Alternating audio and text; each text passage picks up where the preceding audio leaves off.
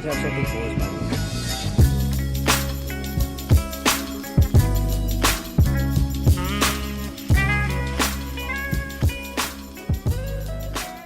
My name is Susan Rodriguez. I'm from Danbury, Connecticut. I'm a teacher, I'm a dancer, I'm a sister, I'm a really annoying daughter. My greatest passion, I'm learning more and more, is helping people that I care about fulfill their passions. And sometimes when I explain that to people, it sounds like I'm kind of like the standby person, or like I'm very passive in that passion. But the work it takes to get somebody to a certain level that they've never been before, it's a lot of work, and a lot of your own energy has to be put into it. So I love watching and helping someone start at one level and find ways to become who they really want to be and who they're meant to be. All I know is that I've experienced it time and time again in different elements, and it's like that fulfillment feeling. Yes. Yeah. Awesome. Don't know why, but that's what it is.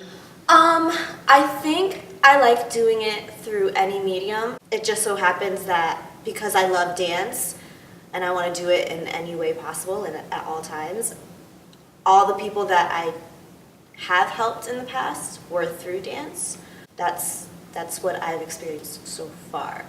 Lately, I've been listening to a lot of, people laugh at me for this, but I've been listening to a lot of podcasts, and I've been reading a lot of books, and I think the moments where I've gotten most inspiration from were the ones where people were really just honest with themselves. I'm very into like self-reflection and asking yourself the questions that nobody around you is asking. It's not very easy for people to do that, so when I can find somebody who can really sit there and talk to themselves in a non-crazy way and figure themselves out so that they can help the people around them or make change around them, those stories are really what set me on fire. Like, oh, maybe I can ask myself this question. And then obviously dance is always in the picture, so it's like, how can I find stories through dance that are talking about that transformation? I'm very into transformation. Like, I think that's the most beautiful thing in life, when you can see one thing turn into something else. So listening to a lot of podcasts, I've been not only listening to people in the dance industry, teachers and professional dancers and industry people, but I'm also listening to people that are really great in the business realm. Has nothing to do with the arts. I'm really into people that engage with just people around the world. For someone who's very like antisocial and introverted, I think the connections you can make with other human beings and the exchange that happens between them and what can happen from those exchanges, that's where I get my inspiration from. I know as far as dance, like usually when I'm feeling uninspired or unmotivated, my go-to before was I'm gonna go on YouTube and watch all these videos and, you know, try to find someone new or something different and cool, but I think right now it's just a little oversaturated for me. So I'm looking for inspiration outside of dance. I thought about this a lot in the sense of like, what is the legacy that someone leaves? And when I think about that for myself, just bringing light and helping others let their light shine. That sounds so cheesy, but that's what I want. It's true, yeah. That's what I want. I'm very big on, I read it in a book, it's by Kute Blackson, You Are the One. There was one saying in the book, I'm gonna butcher the quote, but it was basically, don't play small, that everyone has a light in them, and you are meant to start lighting other people's fires. And at some point, someone's gonna light yours, and you're just supposed to pass it along, and that's kind of what I wanna create as my path. That's something I've been asking myself a lot lately. As far as personal projects for myself, I haven't really done too many things. I know that the two biggest projects that I've done for myself were these random videos But when I walked into those videos, I was very set on an idea, a look, a feel for the video. When I'm creating for myself, it's really about what have my thoughts been lately? What am I feeling right now? What do I feel like I need to express that I can't verbally express? And then what are my resources? Like, can I create a visual for this feeling I have right now with the people around me in the moment or in the space? Like, I never want to put something out that's just, oh, dance in a cool setting. You know, like Yeah. I want the music to fit the feeling. I want even the lighting to fit the feeling. Both of my videos in the past were very dark. And I think that's probably just because that's where I was mentally. Not in a bad way, but I was very drawn to a sort of darkness and a mystery. That's what I'll say. Mm-hmm. And I think that there are still things in me where I want to play with those elements. Would you say that creating things like doesn't necessarily need to be through dance? Like, what's your intention behind creating a certain kind of friendship or like a certain kind of relationship? When it comes to creating friendships or relationships or any kind of human connection, I've come to learn that I don't have space for the superficial stuff.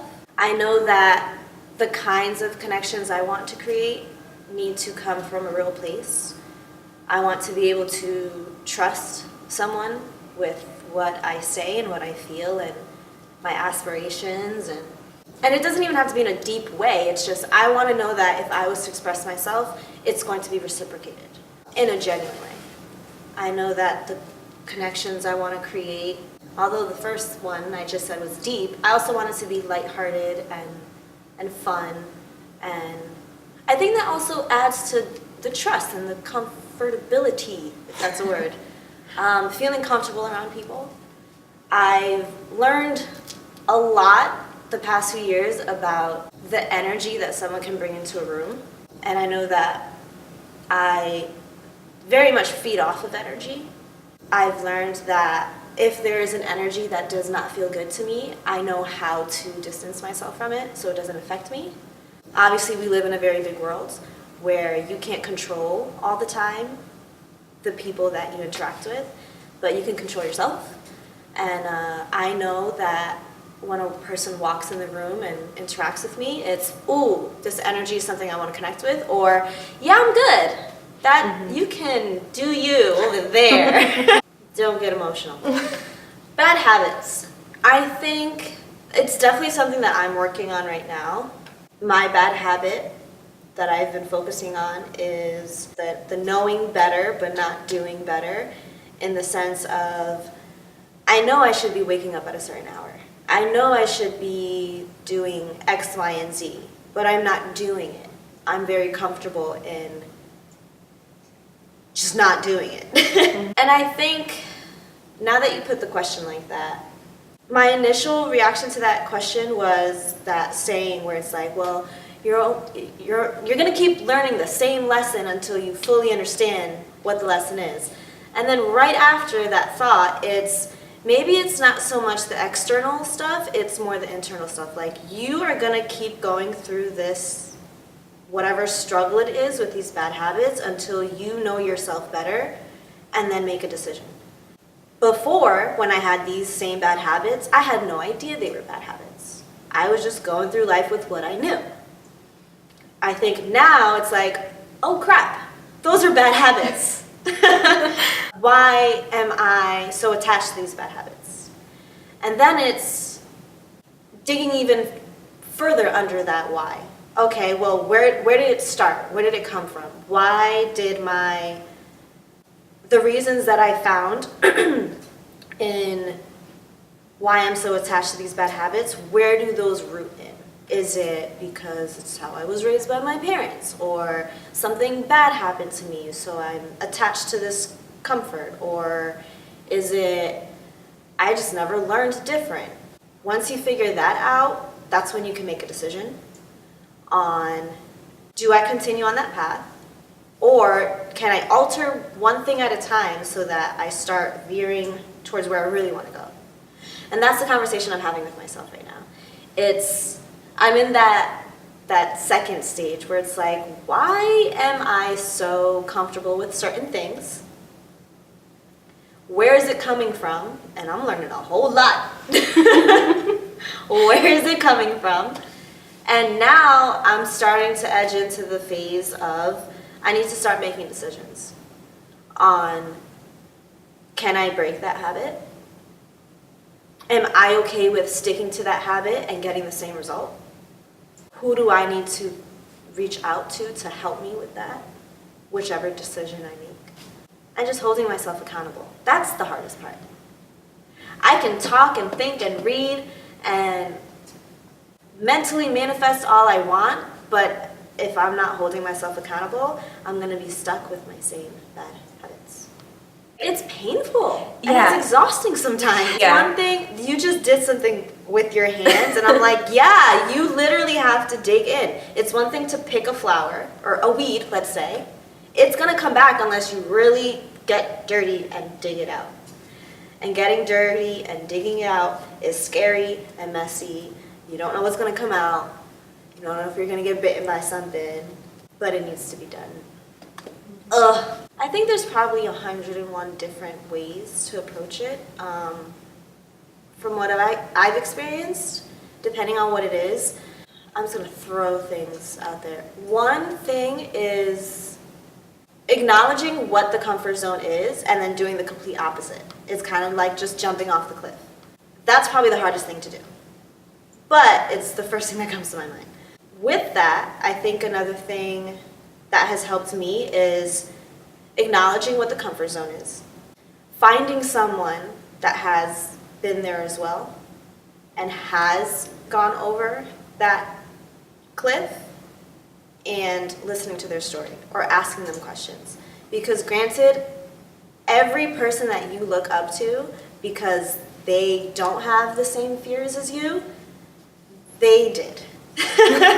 They did. They had the same fear as you. They sucked at one point in their life, and now they don't. And it's because they were able to figure out ways for themselves to get out of that comfort zone, whatever it is. So connect with those people. Or if you can't actually make a direct connection, like listen to their stories, podcasts, I'm telling you. The reason why I say that is because I grew up very sheltered. And when I realized there was a whole world out there, it was very liberating for me because I knew that there was at least one person out there that has felt how I have felt, that has tried to do what I want to do. I know that I was just talking to a very sweet lady a few days ago, and she was asking me about what I want to do for my future and like my career. And I'm explaining it to her, and she's not part of this industry. So she's just looking at me like, okay, that's cool. You could do it. And I had to assure her, like, no, it's been done. Like, it sounds crazy to you, but I know people that have done it.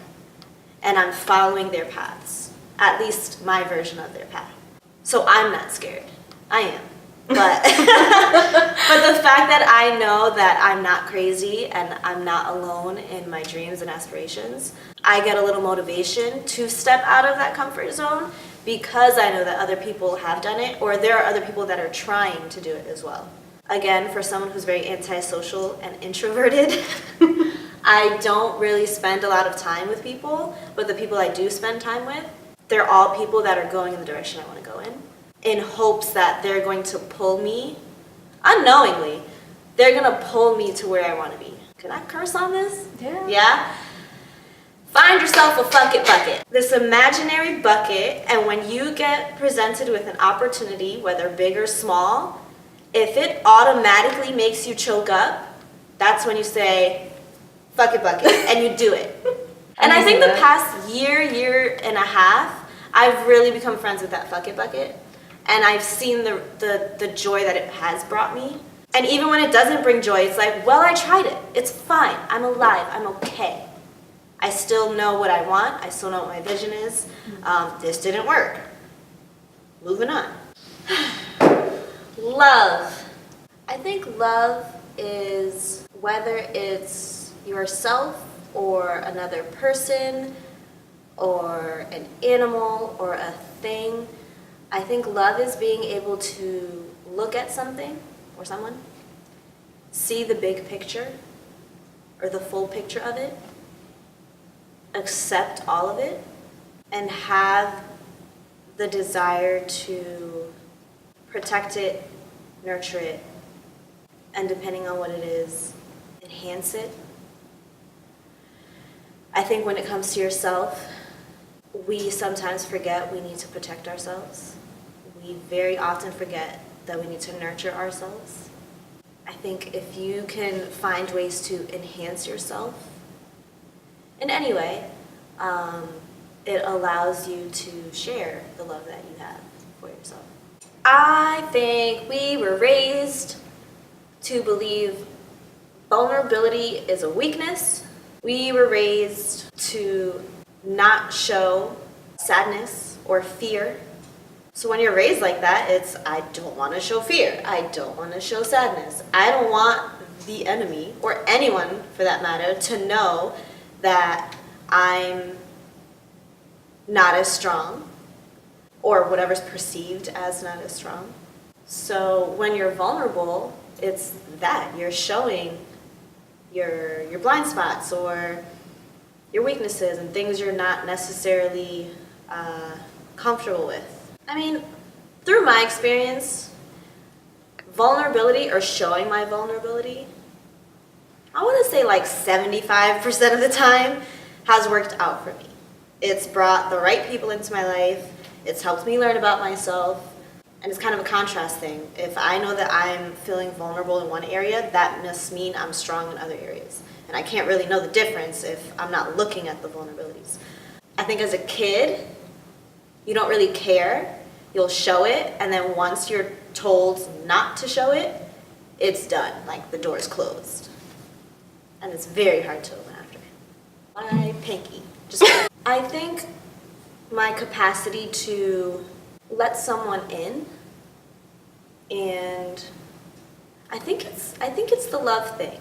It's when I allow someone into my world, I want them to feel comfortable. And it doesn't have to be like a romantic thing. It could be a friendship. It could be a family thing. It's, I want you to feel comfortable to really just be yourself. And I think I've allowed people to really think about themselves in my presence. I know that I make people question themselves a little more than the average person. And usually when they do that, if they're open to it, it gives them a little lightness. Is that a word? I allow people to not feel heavy around me. And I don't think I ever realized it until someone said it. But I know that, I don't know what it is yet, I'm trying to figure it out. But I know that I allow people to just be themselves and to look forward to themselves in the future, and in just very simple ways. And I think it's because I want everyone around me to feel like that. So when I do connect with someone, and not in like a pushy way, but I want to know more. I want to know more about you. I want to know why. I'm all about the why. I want to know how things were built, including human beings, like and your psyche. And then I want you to just love that, even if you don't think it's great. Yeah. I think I want to do two, just because I don't want to put all of it on one. I worked with a company in Connecticut for a few years, and I really learned a lot. Like, I got a lot out of working with that company. And a lot of the reason why I know what I want to be doing and what I don't want to be doing is through my work with that company.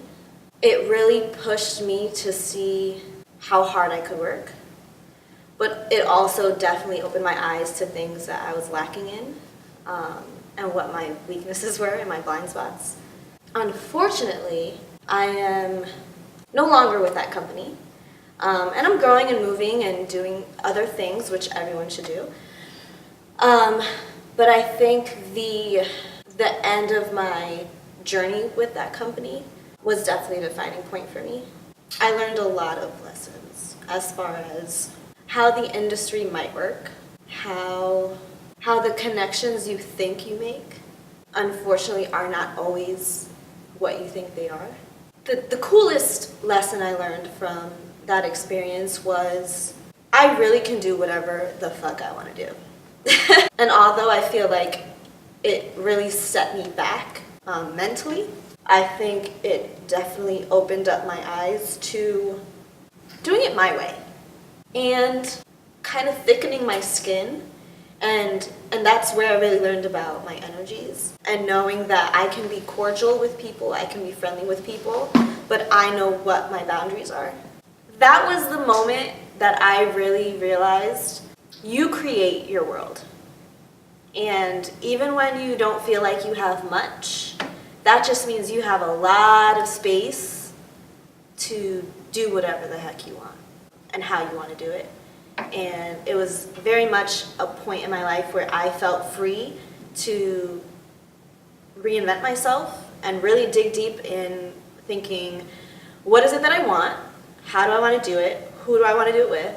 And because that experience gave me such a huge sense of loss, I am way more comfortable with losing again, if that makes sense. I know that even if I do put all my stakes into something and I lose it, I'm gonna be fine. And I can start again. I need to let go of the fear of succeeding. Not even, I've learned about myself that I'm not so much afraid of failing. I'm afraid of how successful I can really be. And that must sound stupid to the average person, but I have very high standards for the person that I want to be. And sometimes I am too hard on myself. And I don't allow myself to move through those milestones. For example, I've been teaching since I was 16. I don't know how I got the job, but I did. So it's been 10 years. And I remember when Ashley first asked me to start doing workshops with her, I was terrified. I said yes because I threw it into that fuck it bucket. I was like, okay. And then I went home and I was like, what did I just agree to? And it was a big moment for me because I had not felt comfortable teaching people at our level because I had such a high standard in my head. And in my head, I didn't think I was meeting that standard. So those were one of those moments where it's like, Susan, stop. Like, let yourself be great. If you mess up, you mess up. If you don't, if you do mess up, you're gonna learn from it so that the next time you do it, you're gonna be a little better. Like, I need to allow myself to just take my baby steps. And I have a huge fear of not meeting my own standards. Isn't that weird? So I need to let that go. Like, Susan, shut up. Just do it. Good freaking question. What revives me? This. I think I get so wrapped up in my own thoughts sometimes that the moment I'm able to have a conversation with someone on the same level or just about the same things, it gets me out of my own head. I am a serial overthinker. I'm doing better. But things escalate in my head very quickly. And when I'm able to feel comfortable to voice them or to ask myself questions or have somebody ask me questions that I haven't really thought about, it jumbles everything up again and it all settles in a much more clear way. I think to go back to the other question about defining moments, one defining moment for me was, shout out to my best friend, when Ashley and I reconnected and really hit it off for the first time.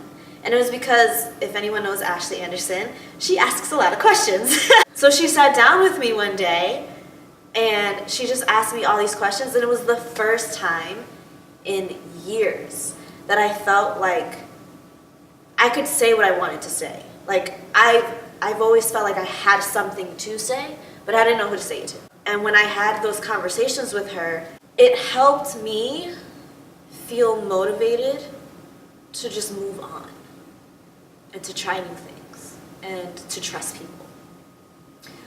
And I've noticed that whenever I have these conversations with real people or not, because shout out to podcasts, sometimes I'll listen to a podcast of someone else's conversation, digging into the things about like our fears or our aspirations or who we are as human beings and the whys of life. And after I listen to that conversation, I'm like, all right, let's go change the world. So conversations, deep conversations. I'm all about people's stories. Like, if I can listen to one person's story on something that I'm struggling with, even though it could be miles away from what I'm actually experiencing, just listening to how they've dealt with it or how it made them feel, it makes me feel as though I'm not alone in it and I can just let things go. The world is waiting for you. I think a lot of us are feeling like we don't know where we belong, or that we don't have something to contribute, or that we don't have a purpose. And that might be in our heads, but there are kids in this world, there are adults in this world, there are circumstances in this world that need you and what you can do and what you have to say.